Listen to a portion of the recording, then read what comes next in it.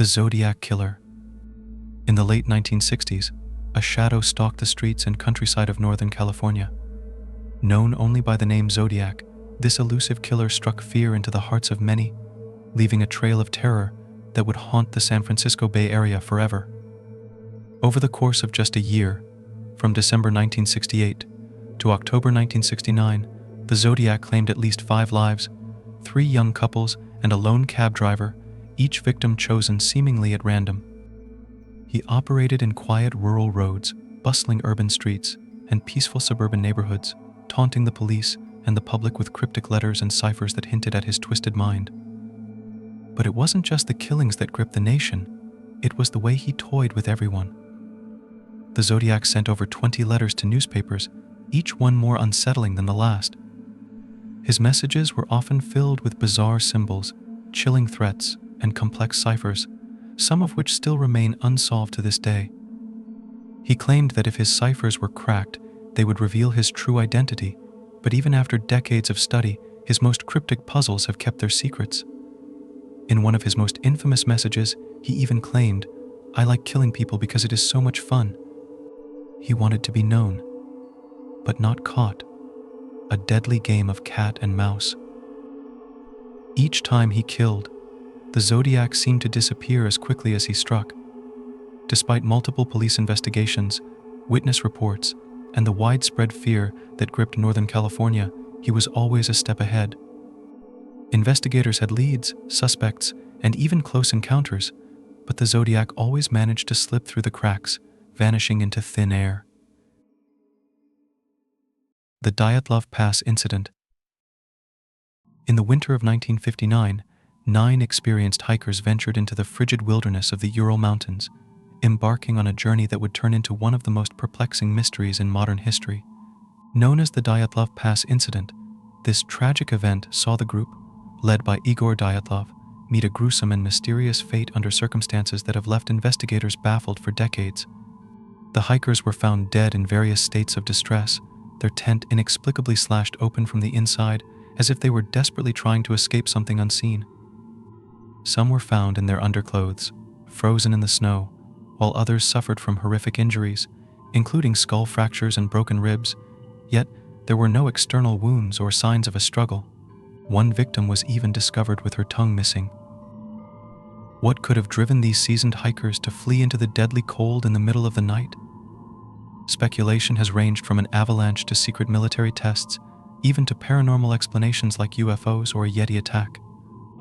The most unsettling detail, however, is the bizarre levels of radiation found on some of their clothing, adding a sinister layer to the already chilling mystery. Despite numerous investigations, the true cause of their deaths remains unknown. Was it a natural disaster, a human error, or something far more disturbing?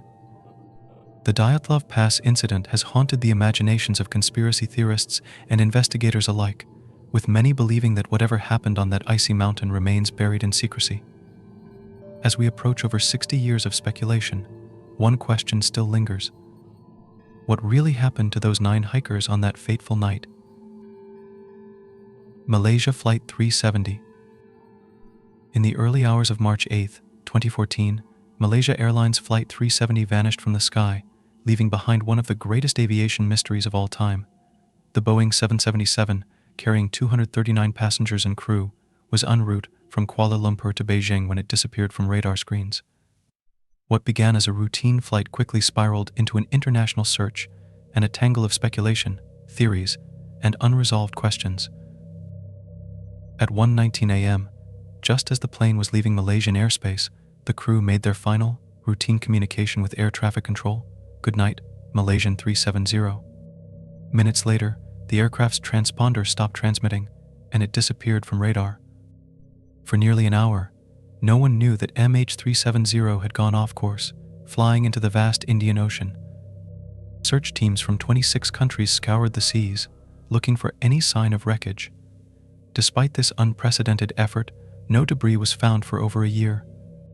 The first real breakthrough came in July 2015, when a wing fragment called a flaperon washed ashore on Reunion Island, thousands of miles from the original search area. This piece confirmed that the plane had crashed into the ocean, but it provided few answers about what really happened. 370's disappearance triggered a tidal wave of theories. Was it pilot suicide? A mechanical failure? Or something more sinister like a hijacking or cyber attack? The official investigation leaned towards a theory that Captain Zaharia Hamad Shah may have deliberately diverted the plane, but no conclusive evidence has ever been found. Others believe the plane was on autopilot until it ran out of fuel, plunging into the ocean in one of the most remote areas on Earth. Even with millions spent on searches and advanced technology, large parts of the wreckage, including the black boxes, remain missing. The lack of definitive evidence has only fueled more conspiracy theories. Some suggest involvement from shadowy military powers or even extraterrestrial interference. Whatever the truth is, 370's vanishing remains a painful reminder of the limits of modern technology and the unanswered questions that linger in the face of tragedy. As of today, Flight 370's fate is officially unresolved. Relatives of the victims still hope for closure, while investigators admit that we may never fully know what happened that night. The disappearance of Malaysia Airlines Flight 370 is not just a mystery, it is a modern enigma, one that continues to haunt both experts and the general public alike. D.B. Cooper. On November 24, 1971, a man who would become known as D.B. Cooper boarded Northwest Orient Airlines Flight 305 in Portland, Oregon, bound for Seattle. Dressed in a black suit, white shirt, and a tie, he looked like a typical businessman. But as the plane took off, Cooper handed a note to a flight attendant that would spark one of the greatest unsolved mysteries in American history. The note revealed that Cooper had a bomb in his briefcase. Calmly and methodically, he demanded $200,000 in cash, 4 parachutes, and a refueling stop in Seattle. The authorities complied, delivering the ransom and the parachutes when the plane landed in Seattle. Cooper then released the passengers, but kept several crew members on board.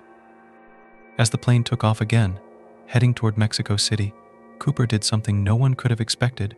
Somewhere over the dense forests of the Pacific Northwest, he lowered the plane's rear stairs and jumped out, disappearing into the night. What makes the D.B. Cooper case so compelling is not just the audacity of the crime, but the fact that Cooper was never found. Extensive searches of the wilderness where he likely landed turned up nothing. No body, no parachute, only a few bundles of cash from the ransom money were discovered years later along the Columbia River, miles from where he likely jumped. The FBI spent decades chasing leads, analyzing suspects, and following every possible clue, but the case remained cold. In 2016, the FBI officially closed the investigation, declaring it one of the greatest unsolved mysteries in U.S. history. Speculation about Cooper's identity has run wild for decades. Was he an experienced skydiver or a desperate criminal with nothing to lose? Some believe he died in the jump, while others think he got away and lived out the rest of his life in secret. Several individuals have been named as potential suspects, but none have been definitively linked to the case. Even today, Cooper's bold escape and the enduring mystery of his fate captivate the public's imagination. The wow signal. On the night of August 15, 1977, astronomer Jerry Eman was scanning the skies at Ohio State University's Big Ear radio telescope when he noticed something extraordinary. Amidst the regular noise from space, he found a signal that was so strong and so unusual that he circled it in red ink on the printout and wrote a single word in the margin: "Wow." This moment would mark the discovery of what's now known as the wow signal, one of the most tantalizing and enduring mysteries in the search for extraterrestrial life. The signal lasted for 72 seconds and came from the constellation Sagittarius, near the star group Chi Sagittarii. What made it so remarkable was its strength. The frequency matched the hydrogen line, a specific radio frequency of 1,420 megahertz that scientists believe would be a logical point for extraterrestrials to send a message. Hydrogen is the most abundant element in the universe, and many researchers think that any civilization trying to communicate across space would use this frequency to make contact. But as suddenly as the wow signal appeared, it disappeared. Despite repeated efforts to locate the signal again, it was never detected after that brief 72-second window. Over the years, Scientists have proposed many possible explanations for the signal, including natural phenomena, satellites, or even Earth-based interference, but none have been able to conclusively explain it. The WOW signal stands out because it doesn't fit the pattern of any known terrestrial or cosmic sources. The possibility that it was a message from an advanced civilization has fueled speculation for decades. Could this fleeting moment have been our first brush with extraterrestrial intelligence? Or was it simply a cosmic fluke, a one-time event that defied the odds? Even as technology advances and our ability to scan the skies improves, the WOW signal remains a mystery. Today, scientists continue to study the WOW signal, hoping that advances in radio astronomy will one day provide an answer. Until then, the signal serves as both a symbol of the potential for contact with alien life and a reminder of how little we truly understand about the cosmos. The Max Headroom Incident.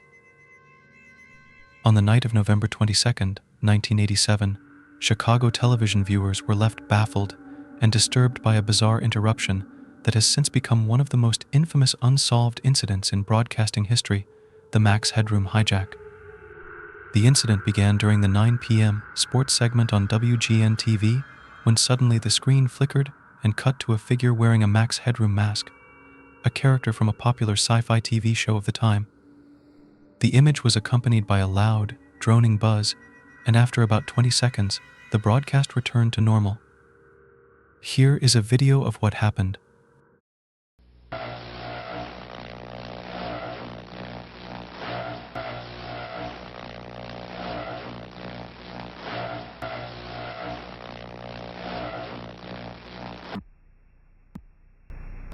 Well, if you're wondering what happened, so am I.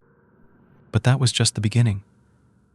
Later that same evening, during a broadcast of the sci-fi show Doctor Who on WTTW, another Max Headroom hijacking occurred. This time it was even more unnerving. The masked figure reappeared, this time in front of a rotating corrugated metal background, mimicking the style of Max Headroom. For nearly 90 seconds, the masked intruder rambled incoherently, made cryptic comments, and performed odd actions like holding a glove and waving a fly swatter. Toward the end of the broadcast, the figure's bare backside was exposed, and the video cut out abruptly. Viewers were left stunned and confused. What made the incident particularly eerie was the crude, chaotic nature of the hijack. It was amateur in its execution, yet sophisticated enough to bypass major broadcasting systems at two separate stations. This was no small feat in 1987, long before the age of widespread internet hacking and digital manipulation. Authorities launched an investigation into the hijack, but despite their efforts, the identity of the perpetrators was never discovered. How they managed to pull off the hijack remains a mystery. Theories range from tech-savvy pranksters to disgruntled employees, but no clear motive or explanation has ever been found. Even decades later, the case is unsolved, and the figure behind the mask has never come forward, leaving viewers and investigators alike to wonder.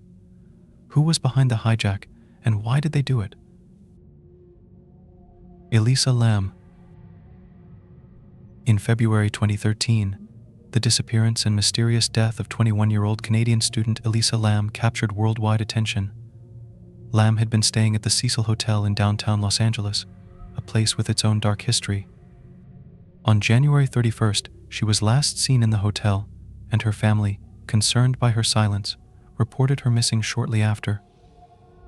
What followed would become one of the most perplexing and unsettling mysteries in recent years. The key to the case, and what made it infamous, was a piece of footage from the hotel's elevator surveillance camera. In the video, Lam can be seen acting strangely, pressing multiple buttons, stepping in and out of the elevator, and at times appearing to hide or speak to someone out of frame.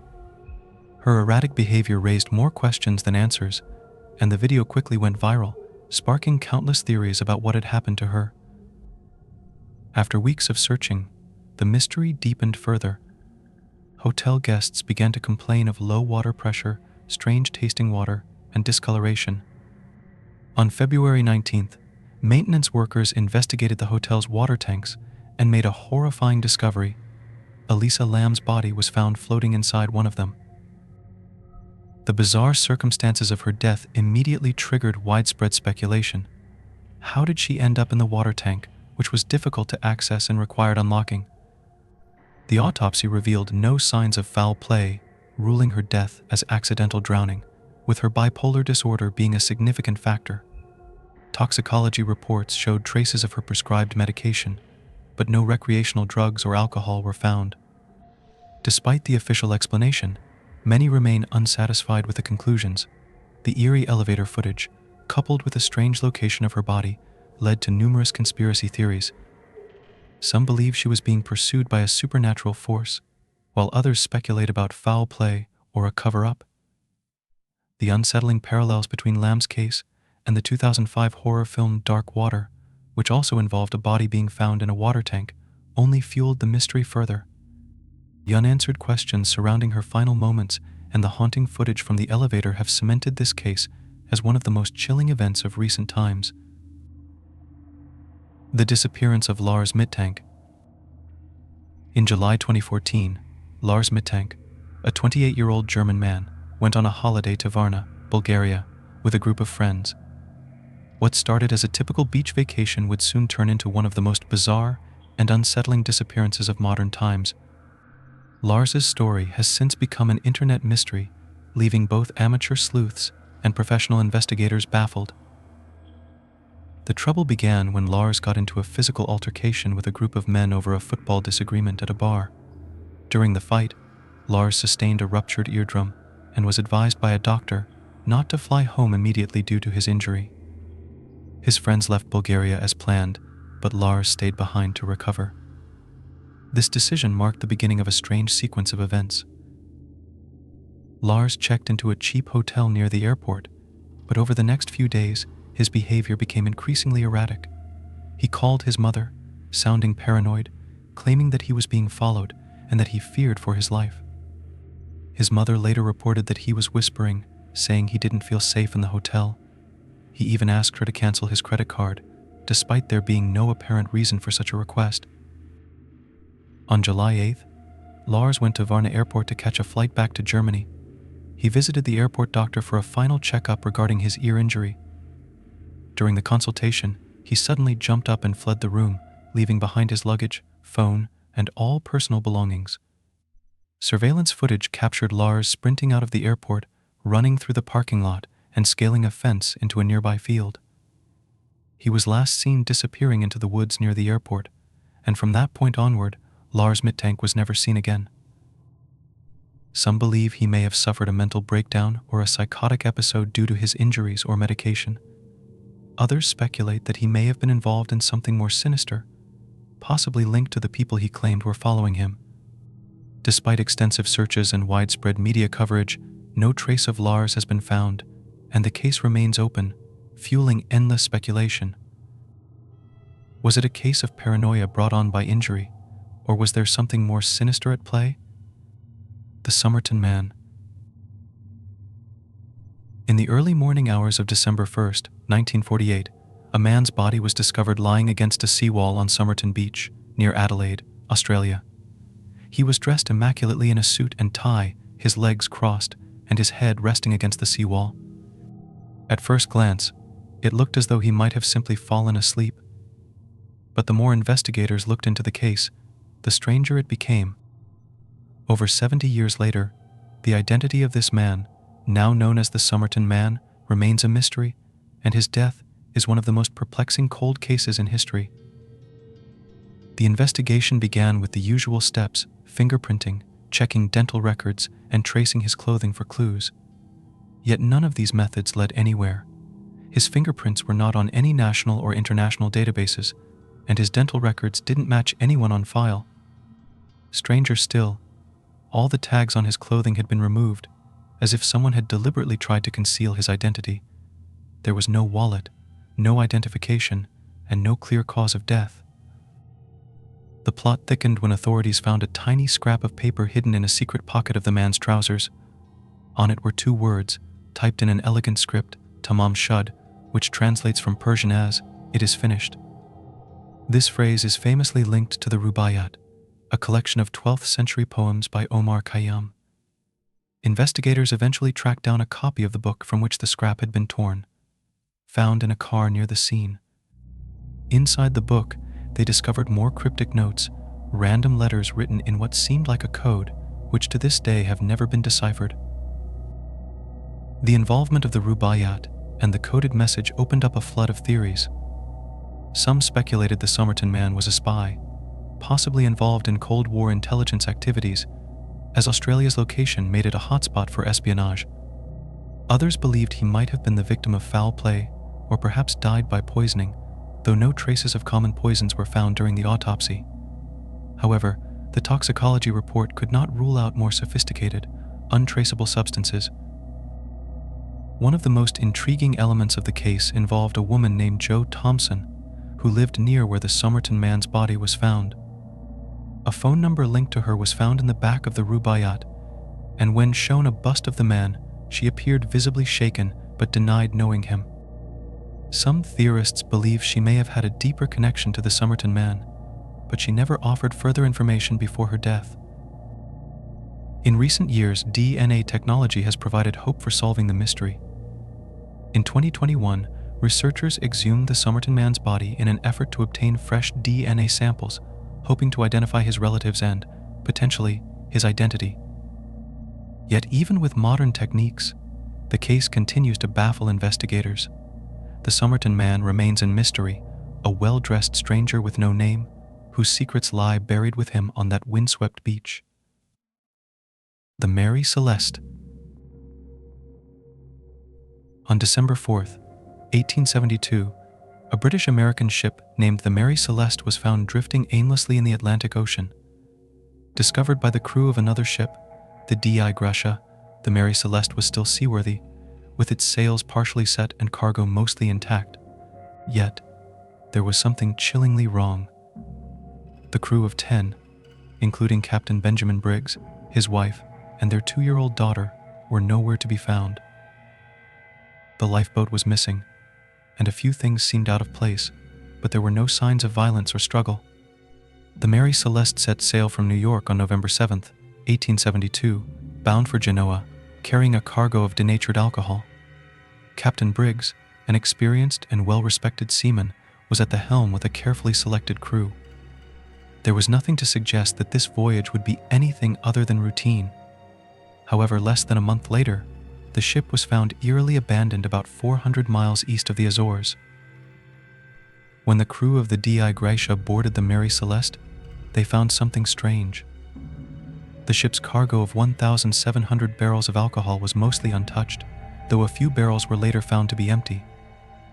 The ship's logbook was still in the captain's cabin, with its last entry dated November 25th, just 9 days before the ship was found. The crew's belongings were still in their quarters, and the ship's provisions were ample. There were no signs of struggle or damage, except for some water in the hold and a missing lifeboat. So why would the crew abandon a perfectly seaworthy ship in the middle of the ocean? Over the years, countless theories have been put forward to explain the fate of the Mary Celeste's crew.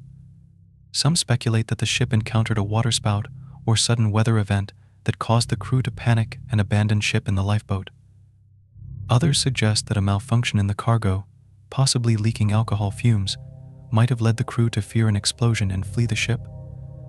Another popular theory involves piracy, but no valuables or goods were stolen, making that scenario unlikely. What makes the case so enduring is not just the lack of concrete answers, but the eerie nature of the ship being found in such good condition, yet completely abandoned. Overtoun Bridge. Overtoun Bridge, located near the small town of Dumbarton in Scotland, is a beautiful stone structure built in 1895. However, this picturesque bridge has become infamous for something far darker. It's known as the Dog Suicide Bridge. Over the past 50 years, a disturbing pattern has emerged. Dogs, for no apparent reason, leap from the bridge to their deaths in the ravine below. More than 50 dogs have jumped, and many others have been saved just before they took the fatal plunge. The strange phenomenon has left locals, scientists, and animal behaviorists baffled. What makes the story even more unsettling is that dogs seem to jump from the same spot on the bridge, often on clear, calm days, Most of the dogs that jump are long-nosed breeds like collies, retrievers, and labradors. Theories abound. Some believe it's something in the structure of the bridge itself, while others suggest supernatural forces are at play, given the bridge's eerie reputation and the legend of Overtoun as a thin place where the veil between the physical world and the spiritual world is thinner. More scientific theories focus on the strong scent of mink in the area, which may attract dogs, causing them to leap without realizing the danger below. However, this theory doesn't fully explain the consistency of the jumps from the same spot, or why only certain breeds seem affected. Despite numerous investigations, the bridge continues to be a mystery. It's a place where beauty and tragedy intertwine, leaving dog owners in the area extra cautious, and the rest of the world puzzled by the chilling events. Jack the Ripper. In the autumn of 1888, the East End of London was gripped by fear. An elusive killer, known only as Jack the Ripper, was prowling the streets of Whitechapel, committing some of the most brutal and horrifying murders the city had ever seen. Jack the Ripper is widely believed to have been responsible for at least 5 murders, though some speculate that the true number could be higher. His victims, all women, were found with their throats slashed and their bodies mutilated. The nature of the killing suggested a level of medical knowledge, leading to the theory that the killer might have been a surgeon or a butcher. The first confirmed victim, Mary Nichols, was found on August 31st, 1888. Her body was discovered in a dimly lit street, and the savage nature of her injuries shocked the local police. In the weeks that followed, 4 more women, Annie Chapman, Elizabeth Stride, Catherine Eddowes, and Mary Jane Kelly, would meet similar fates, with each murder becoming more gruesome than the last. The most horrifying was the final murder, that of Mary Jane Kelly, whose body was found in her room, mutilated beyond recognition. What made Jack the Ripper's reign of terror so terrifying was not just the violence of the murders, but the way he taunted the authorities. He sent letters to the police and the press, some of which included cryptic messages and chilling claims about his identity. One letter, famously known as the Dear Boss letter, was signed with the now infamous name Jack the Ripper. Another letter, known as the From Hell letter, arrived with part of a human kidney, which was believed to have been taken from one of his victims. These letters further fueled public hysteria and cemented Jack the Ripper's legacy as a sadistic figure who enjoyed playing a deadly game with the authorities. Despite intensive investigations, the police were never able to catch the killer. The Ripper seemed to vanish into thin air, leaving behind only a trail of bodies and unanswered questions. Over the years, hundreds of suspects have been proposed, ranging from local butchers to wealthy aristocrats, and even famous figures like the artist Walter Sickert or Queen Victoria's grandson, Prince Albert Victor. Yet none have been conclusively proven to be Jack the Ripper. One of the reasons this case remains so fascinating is the Ripper's ability to elude capture in such a densely populated and heavily policed area.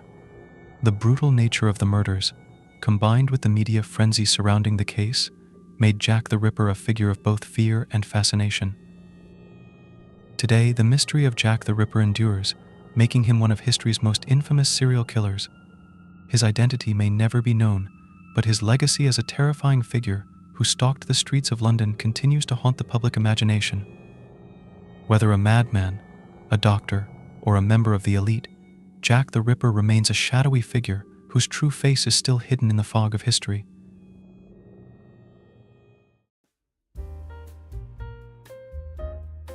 Alright, those were 12 unsolved mysteries. This video took some time, so a like would be appreciated. This isn't the type of video I normally make, as I usually focus on creepypastas, but I thought I'd give it a try. Thanks so much for watching. Have a great day, and goodbye.